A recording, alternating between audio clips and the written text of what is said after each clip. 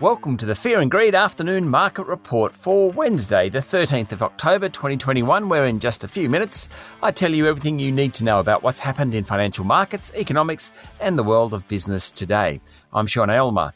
The S&P ASX 200 closed down slightly today to finish at 7,273 points, the third fall in as many sessions, with materials and financial stocks doing poorly, while real estate investment trusts outperformed. In fact, 9 of the 11 sub-indices rose, so for most companies it was a pretty good day.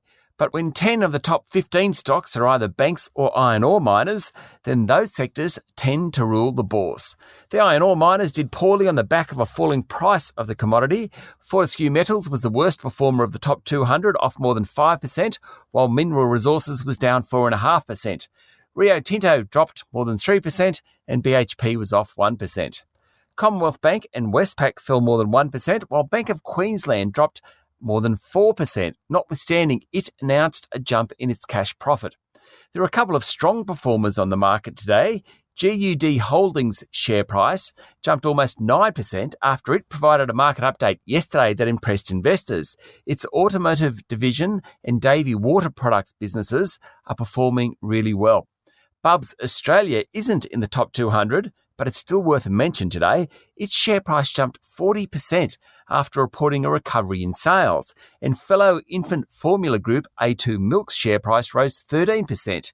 If borders reopen, that company's channel to market in China should resume. That's very good news for that company.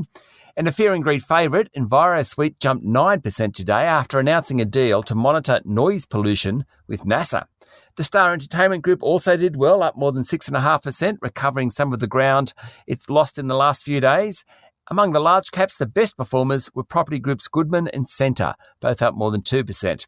In economic news, Federal Treasurer Josh Frydenberg forecast that the September quarter had probably contracted by about 3%.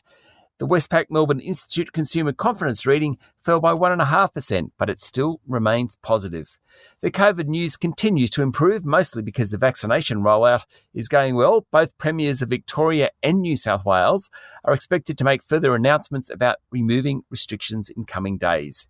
The Aussie dollar is trading around 73.4 US cents, and quickly recapping Wall Street's closes this morning, all the major indices finished slightly lower.